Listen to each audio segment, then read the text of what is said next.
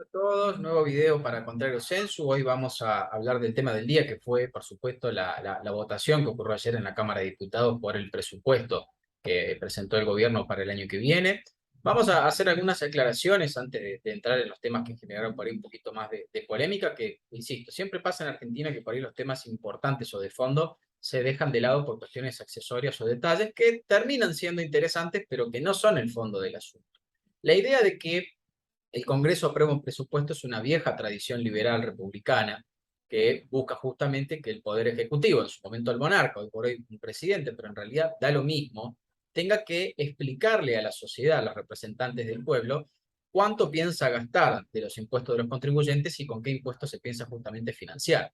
Es la idea un poco de que el Ejecutivo no siempre es democrático, porque vos con una mayoría circunstancial podés tomar el poder, pero la Cámara de Representantes, en este caso los diputados en la Argentina, representan a prácticamente todas las minorías políticas, porque cualquiera con un piso bastante bajo de votos puede ingresar a la Cámara en representación de un electorado que capaz nunca podría llegar a conquistar el Poder Ejecutivo. Entonces, por el nivel de representación que tiene el Congreso, insisto, tiene lógica y es razonable. De hecho, insisto, es una tradición del liberalismo clásico que el Ejecutivo tenga que ir al Congreso. No, no hay impuestos sin representación, es la frase de cabecera de esa época. Entonces, en este contexto, tiene lógica. Lo que pasa es que en Argentina todo se rompe y además de que en Argentina se hace todo mal, el kirchnerismo es prácticamente a esta altura inimputable porque tiene un nivel de locura que ya no es consistente con nada. Ellos envían un presupuesto dibujado, ¿por qué? Porque prevén una serie de ingresos y de gastos con lo que ellos proyectan va a ser una inflación de 60%. Todos los años hacen lo mismo, dibujan la tasa de inflación, y emiten de más, generan inflación primero y después dibujan una inflación más baja, cosa de decir, mira, el año que viene la inflación va a ser, en este caso ellos dicen 60%. Todo el mundo sabe que va a ser por lo menos 100. El 40% restante de inflación es recaudás más por IVA, recaudás más por ganancias, recaudás más por un montón de impuestos directos que están justamente en la realidad de la economía cotidiana y no, ninguno va a reflejar justamente una recaudación del 60%. Entonces, el sobrante es lo que les permite a ellos discrecionalmente después gastar, hacer recortes, ajustes, etc. Entonces, hasta acá ya arrancamos mal. Solo por eso, solo por dibujar los números y hacer un presupuesto mentiroso, con una inflación que no va a ser, con partidas que están totalmente dibujadas y con un montón de inconsistencias, solo por eso debería ser rechazado porque está, insisto, esto no es una formalidad, una fachada, el cual hacemos para que la gente se quede contenta. Tiene un sentido, se inventó con un sentido, no es un fin en sí mismo. La idea de que el Congreso controle los gastos es primero que el Ejecutivo diga gastos en serio y que prevea tanto las partidas como los ingresos de manera seria y razonable, no que invente y dibuje, porque si no, no tiene sentido ni siquiera sentarse a hablar. Aclarado esto, tenemos otro problema en el mismo Congreso, y es algo que empieza a pasar en general en el mundo, pero insisto una vez más en Argentina es bastante típico, que es que el Congreso no solo no le controla al Ejecutivo y le limita la capacidad de recaudar impuestos y gastos, sino que al contrario, lo presiona al Ejecutivo para que gaste más, para que aumente más impuestos y a cambio de eso recién votarle el presupuesto, porque muchos diputados no representan a la gente, sino a gobernadores de provincia, a sindicatos, a piqueteros y a un montón de gente que yo llamo las mafias de la Argentina, que se reparten la recaudación del Estado, que hoy por hoy como prestador de servicios, ya hemos dicho muchas veces, ya no existe. Entonces, otra vez, lamentable, un gobierno que inventa un presupuesto con números que no son reales y un Congreso que en su mayoría se lo vota a cambio de que parte de ese botín lo reparta. Entonces, es un asco en sí mismo toda la situación que se vivió ayer y todo lo demás que vamos a hablar a continuación son cuestiones, insisto, accesorias. El presupuesto tendría que haber sido rechazado de plano por lo que les estoy diciendo. Varios diputados lo han hecho, pero insisto, en Argentina todos votamos, mucha gente elige como representantes a gente bastante lamentable y un poco esa realidad que tenemos en parte es por la gente que ocupa cargos, sí, pero en representación de una sociedad que piensa así. Y eso lo podemos ver reflejado en los debates políticos también y que nadie prácticamente se está quejando de esto. Dicho esto, se presentó un pequeño problema también. El kirchnerismo, en un nivel de locura, ya insisto, demencial, ya no cabe en ningún análisis político razonable. Esto no es una cuestión de ser de izquierda, que insisto. Estados Unidos tiene un gobierno de izquierda, Canadá tiene un gobierno de izquierda, varios países de la Unión Europea tienen un gobierno de izquierda. Que no estoy de acuerdo, por supuesto, creo que la tasa de impuestos que se cobran en esos países hoy por hoy ha aumentado y no es correcto, pero tienen un límite o algún tipo de criterio razonable en que te podés sentar a debatir. Esto es locura pura. Con el nivel de deterioro que tiene la economía argentina y la recesión en la que este gobierno nos ha sumergido, cada impuesto que se inventa prácticamente no tiene impacto en la recaudación porque la economía justamente está para abajo, está muerta. Entonces, yo te puedo poner más impuestos a, bueno, los pasajes de avión, como se comentó hoy, seguramente ahora lo vamos a analizar, a los seguros, por ejemplo, pero si nadie tiene un auto, porque es imposible comprar un auto, ni siquiera usado y por hoy para la clase media, que vos le pongas más impuestos a los autos o al seguro del auto, en realidad te va a aumentar muy poco porque cada vez es menos la gente que se puede comprar. Y si había alguno que estaba en el borde, con este impuesto tampoco lo va a poder comprar y va a ser un tipo pagando menos. Y hay gente que se empieza a salir del sistema, gente que directamente no ingresa al sistema, que es otro de los grandes problemas que tenemos con la pobreza estructural, y consecuencias obviamente de una economía que está partida al medio y esta gente parece no tomar nota, al contrario, insiste en un modelo, insiste en su locura, profundiza en algo que ya es el impuesto como fetiche, como castigo al progreso, como castigo a la producción, como castigo al esfuerzo, pero no con una cuestión recaudatoria para que el Estado pueda cumplir ciertas funciones que después también podemos llegar a discutir cuáles son. El problema sigue siendo, insisto, lo que esta gente ve en el impuesto, que es la posibilidad de castigar y de molestar a la sociedad, de castigar al que no los vota, para repartir las pocas migajas que ya recaudan con los que lo siguen o todavía lo siguen.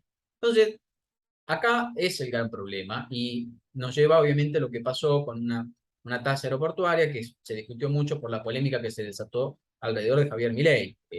Para explicarlo y dejar claro por si alguno no lo sigue en detalle o no entiende por ahí el contexto de lo que se está hablando. El presupuesto es una ley, ¿bien? Por eso pasa por el Congreso porque se aprueba en formato de ley. Tiene muchos artículos, no es apruebo el presupuesto así como está. Se aprueba en general primero, sí, que el gobierno tenga un presupuesto, y esto es un dato importante también, que muchos utilizaron como argumento. Yo les voto este presupuesto, decían varios radicales y varios opositores que no son tan opositores, porque si no, el gobierno acá puede utilizar el presupuesto del año anterior a los números del año anterior y obviamente dibujar el 100% de inflación. Entonces, eso es un problema porque le da mucha más discrecionalidad al Poder Ejecutivo para gastar plata, pero al menos no le permitía aumentar impuestos. Fue lo que pasó el año pasado. El gobierno no pudo aprobar el presupuesto porque estaba plagado de aumento de impuestos y la oposición se unificó y se lo rechazó. Y lamentablemente el Poder Ejecutivo sí pudo dibujar los números porque son un espanto y un mamarracho, pero al menos no nos jodió con impuestos. En cambio ahora la oposición decidió en parte aprobarles el presupuesto para que no puedan gastar discrecionalmente. Se estableció una cláusula gatillo que si la inflación supera el 60% que el gobierno está diciendo, el proyecto tiene que volver a revisarse al Congreso, pero fuera de eso, el gobierno consiguió lo que quería, que es aumentar impuestos. Ojo, querían aumentar más todavía, solamente que, insisto, la buena elección que se hizo el año pasado por parte de la oposición al kirchnerismo, el ingreso no solo de los liberales, sino que Juntos por el Cambio también tuvo que endurecer su discurso, que metió más diputados y senadores. Bueno, esto ha implicado que se lograran frenar, perdón, muchos aumentos de impuestos que el gobierno tenía en mente y no lo pudo hacer. Uno de ellos, y el más polémico tal vez, era el impuesto a las ganancias a los jueces, que es una estupidez, en otro video lo podemos hablar, pero fuera de eso había aumentos de retenciones, tasas por todos lados, bueno. Por suerte se frenó casi el 90% de las barbaridades que el kirchnerismo quería hacer en materia tributaria, pero se escapó un artículo dando vueltas por ahí que establecía una nueva tasa aeroportuaria. El problema que desató esta polémica, insisto, se votó primero en general, Milei estaba presente con Victoria Villarroel, que es la otra diputada de su espacio. Votan en contra, pero como son sesiones muchas veces de 20 horas, porque todo el mundo quiere tomar la palabra, después hay que votar artículo por artículo, son más de 150, entonces imagínate el tiempo que te lleva eso, y bueno, se va demorando, se va dilatando, hay mala organización por supuesto también, pero son sesiones que empiezan al mediodía siesta y terminan 3, 4, 5 de la mañana. Una verdadera locura y es quizá la única parte difícil que tienen estos tipos porque el resto de la semana o del año laburan muy poco en el sentido de presentarse en el recinto a votar o rechazar una ley. El resto del tiempo presentan proyectos, debaten en comisiones y demás, pero estos trabajos de 20 horas se dan una vez cada 3, 4 meses cuando se debaten leyes muy polémicas en las que todo el mundo quiere hablar. Entonces, Milei hace su discurso, obviamente coherente, interesante, como siempre cuando él habla de temas económicos, vota en contra del presupuesto por ser un mamarracho, coincido 100%, es lo que hubiera hecho yo si fuera diputado, también es lo mismo que hizo López Murphy, lo mismo que hizo Esper, y lo mismo que hizo mucha gente del PRO. Pues tenemos que ver el tema de lo que es la coalición Juntos por el Cambio, el tema de los radicales, que es una especie aparte y bastante repudiable, pero eh, eh, el problema viene acá. Después de la votación general empieza la votación artículo por artículo que hace que Milei, como él da por sentado que ya estaba todo cocinado y que su voto no iba a modificar nada, de forma inocente tal vez, yo descarto lo que dicen muchos, que haya algún tipo de corrupción en él, en este aspecto, que se haya retirado a cambio de dinero. Yo creo que eso es falso, creo que fue inocencia, y se retira pensando que su voto no iba a cambiar la votación, como muchas otras votaciones en las que él se ha faltado, diciendo mi voto no va a contar por sí o por no, entonces no pierdo tiempo. En otras ha estado en conferencias afuera, en otras directamente no fue, bueno, no importa. Él tiene un criterio de que si su voto no va a sumar o restar nada, directamente ni se presenta y se va a la casa. Entonces, se equivoca mal, porque en una de las votaciones de artículo por artículo se votaba esta nueva tasa aeroportuaria, no muy alta, ahora lo vamos a discutir, pero que implicaba, en términos conceptuales, otro impuesto. Se termina perdiendo la votación por un voto, o sea que si estaban Milei y Villarroel, obviamente que se ganaba por un voto la votación. Ahora, el kirchnerismo la ganó con 130 votos, o sea, hubo 130 animales que votaron eso también, ¿no? Y creo que ahí está el problema. Siempre hay que tener en claro, no podemos tratar al kirchnerismo como gente normal, ni desviarnos del objetivo de que estos tipos son unos enfermos y unos animales. Ahí está el verdadero problema, no en si Milei se fue a dormir, que está mal. Y acá vamos entonces a lo de Milei, porque, bueno, la gente que mira este video y el círculo en el que uno se mueve es lo que se ha hablado todo el día, y al menos mis amigos hemos estado hablando toda la mañana del tema. El problema con Milei es, y yo lo he dicho otras veces, y lo hemos charlado acá en el programa y en otros videos, que Milei es un muy buen cuadro económico, pero, y entiende muy bien cómo funciona la economía, pero no entiende cómo funciona la política. Y tiene mucha arrogancia como para reconocerlo, porque, bueno, todo personaje político tiene sus defectos, nadie puede tener una perfección absoluta. Pero en esto, como decía Maquiavelo, a veces el príncipe no hace falta que tenga todas las virtudes, pero al menos tiene que disimular que las tiene. Y Milei en esto no disimula. Es muy ignorante en materia política, porque nunca participó en política, porque su formación de economista lo ha hecho ignorar muchísima bibliografía o doctrina sobre la ciencia política como tal, y obviamente no entiende de derecho, no tiene por qué saberlo, pero podría estar mejor asesorado sobre el reglamento interno mismo de la Cámara de Diputados. Son sesiones de 20 horas, muchas veces te tenés que turnar para ir al baño, o vos decís, bueno, se está por votar el artículo tal, y durante la próxima hora y media tenés que estar sí o sí, porque tu voto va a cambiar por sí o por no algo. Y decís, bueno, pero me estoy mirando, y bueno, pero se vota igual. Y si el presidente de la Cámara no hace un cuarto intermedio y dice, te jodés, vos te fuiste al baño, te enfermaste, te descompusiste, lo que sea que te pasó, no estabas en la banca, tu voto no cuenta. Y eso Milei lo tendría que saber, vuelvo a lo mismo. Y acá viene el otro problema. Termina saliendo el impuesto, en parte sí, por la ausencia de él, y eso es algo que él no va a poder negar. Ya vi que varios de sus militantes en redes han salido a explicar que no, que Juntos por el Cambio le dio el quórum, que Juntos por el Cambio votó esto, que hubo diputados Juntos por el Cambio que votaron este impuesto. Todo completamente cierto y criticable y repudiable desde ya. Pero Milei, y esto lo hemos dicho otras veces, cuando tuvo el problema de los pasajes y algún que otro inconveniente, él se puso la vara muy alta. Él promete cosas que no puede cumplir porque no entiende la naturaleza de la política. Y después, obviamente, es víctima de sus propios dichos. Entonces, si su objetivo principal en la vida es evitar el aumento de impuestos, cuando se discute el impuesto tiene que vivir en el Congreso, no se puede ir en el baño. Y eso es, por más que suene injusto, es una vara que él mismo se ha puesto. Lo mismo que el tema pasajes. Todos los políticos reparten pasajes y se financian con la política, con el mismo Estado. Pero Milei dijo que él no lo iba a hacer y que era un asco hacerlo y que era de corrupto. Entonces no puede tener pasajes porque él mismo dijo que no correspondía. Para mí debería cobrar un sueldo, para mí debería tener asesores porque está trabajando en representación de la ciudadanía, pero si él rechaza hacerlo y en su discurso dice que todo el que lo haga es un corrupto y un chanta, él después no lo puede tener, por más que sea lógico. Y acá viene el problema. Muchos defensores de Milei quieren bajar la vara que el mismo Milei subió. Entonces comparan con Juntos por el Cambio, que jamás le dijo corrupto, socialista, comunista al que vote determinada ley. Y bueno, Milei sí, y él eligió este tipo de exigencia por parte de la sociedad. Lo cual nos lleva al otro problema. Y esto lo dejo una vez más en evidencia. El hecho de que Milei sea inocente y no entienda cómo funciona al día de hoy la política, implica que no está listo para ser presidente. Él habla de una gran reforma económica, que a mí me parece que está perfecta, pero para eso necesita aprobación de leyes que reformen el sistema estructural de la economía argentina, que pasen por la Cámara de Diputados y por la Cámara de Senadores. En el mejor de los casos, él el año que viene, supongamos que sale electo presidente, en una primera vuelta podrá obtener un 30-32%, y en todo caso entraría por balotaje, pero el balotaje no te da diputados, te lo da la primera vuelta. Entonces, Milei, si gana y es presidente como él cree y varios señores creen, va a entrar con 25, 30 diputados y tal vez un senador, dos como una locura. Entonces, que alguien me explique, es lo que estoy esperando hace bastantes años, cuando los libertarios critican las cosas que Juntos por el Cambio no ha logrado hacer en su gestión, ¿Cómo piensan hacer ellos para hacer una mega reforma económica sin diputados y sin senadores y con toda la justicia en contra?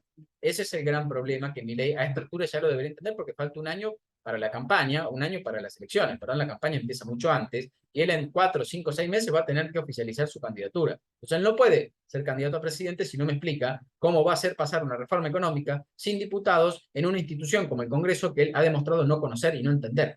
Y voy a decir, bueno, pero los otros son unos chantos, unos HDP, ¿cómo no me van a hacer caso? Lo que yo propongo va a transformar a la Argentina en Estados Unidos en, no sé, en 10 años. Entonces, sí, posiblemente sea cierto, pero a estos tipos no les importa. Insisto, cuando se aumentan los precios de los pasajes, el problema que termina habiendo, y me lo separé por acá porque es una locura, la verdad, hoy el costo que tiene un pasaje, independientemente de este impuesto, esto vamos a decirlo en defensa de mi ley, este impuesto agrega un costo bastante bajo, creo que una cosa así como 300 pesos a un pasaje, $1. Hoy un pasaje de avión tiene un 52% de impuesto, entre tasa aeroportuaria, tasa de seguridad, los impuestos al consumo, el IVA, ingresos brutos, bueno, todo un montón de curros. Acá Manuel Adorni se para en un tuit, por ejemplo, explica, si uno va a Miami tiene que pagar 300.000 pesos de pasaje. De eso tenés que agregarle 9.000 pesos de tasa aeroportuaria, 1.500 de tasa de aduana, 1.272 de tasa de seguridad, 1.348 de percepción de ganancias, 89.000 de impuesto país por el tema de comprar pasajes en dólares, 74.000 de percepción de bienes personales, impuestos, más tasas, en fin, tiene un costo final el pasaje que inicialmente sería 300.000 de 630.000. Es decir, esto, para el tipo que tiene plata y que esta gente dice odiar, sigue siendo accesible, porque el que tiene plata puede pagar 300, 600 pesos un pasaje, no hay problema. Macri, Máximo Kirchner, cualquier empresario importante de Argentina, Messi. El que no puede viajar con esto es el tipo de clase media, que es condenado al subdesarrollo, que es condenado a viajar siempre en colectivo, que es condenado directamente a no poder viajar, porque vos tenés que ir de acá hasta Chile, y yo de Córdoba tengo como 2 días de viaje. Muchas veces un turista de acá, lamentablemente, de clase media, no puede ir. Que me tiene que llenar como 5 tanques de nafta, perder 2 días de vacaciones solamente en ir, 2 días más en volver. El avión está para eso, está para un tipo que es gendarme en el sur de Argentina, pueda viajar a ver a su familia, no sé, en la provincia de Santa Fe, sin tener que estar un timidez en un colectivo. Esa es la idea de que el pasaje de avión, democráticamente hablando, pueda servir para conectar a un país. Que gente que hoy no puede pagarlo, lo pueda pagar. En la gestión de Cambiemos se avanzó mucho, se crearon nuevos aeropuertos, se abrieron nuevas empresas para fomentar la competencia y bajar los precios, pero lo que hay que atacar principalmente es esto, y va mucho más allá de esta tasa que se aprobó por el error también de Milei. También de Milei digo porque, insisto, hubo complicidad de mucha más gente. Entonces, el asco, la inmundicia es esto, el kirchnerismo, la manera de pensar que tienen, no les alcanza nunca con el daño que hacen, siempre quieren romper más, siempre quieren joder más. Su enemigo número uno es el tipo de clase media que desea progresar. Su sueño húmedo es un país subdesarrollado, una región lo más subdesarrollada y pobre posible, sin ningún tipo de aspiración. Eso es lo que buscan romper, la aspiración, convertir a uno en un tipo que se conforme con un tele barato en cuotas o con un kilo de asado subsidiado, aunque sea de mala calidad. Y si vos lo ves, sus paraísos, sus grandes conquistas políticas, lo que ellos defienden como logros de gestión, lo podés ver en los municipios más pobres del conurbano, Merlo, Lomas de Zamora, La Matanza, Avellaneda, ahí donde les va bárbaro, ahí donde ellos están felices. Eso es lo que ellos reivindican como gestión. Las provincias pobres del norte, eso es lo que ellos reivindican como gestión. Entonces, ese es el problema, no es Milei. Milei es un buen tipo, muy ignorante en política, tendrá que corregir, y esto debería ser un golpe a su ego, de que él no sabe todo, de que él no es perfecto, y que tiene que estudiar muchísimo y asesorarse muchísimo más para tal vez dentro de 5 o 10 años poder intentar ser presidente. Lo que queda claro de esto es que Milei el año que viene no está en condiciones de ser candidato porque de ser votado va a tener este tipo de inocencias y siendo presidente este tipo de cosas no se te perdona. Así que bueno chicos, espero que hayan disfrutado este video. Mañana vamos a estar seguramente subiendo otro más y bueno, ojalá les esté gustando este nuevo formato de videos más cortos pero en más cantidad y distribuidos a lo largo de la semana. Personalmente creo que el nuevo formato está bueno y bueno, espero en sus comentarios que me digan qué les va a parecer. Un gran abrazo y estamos viéndonos en un próximo video.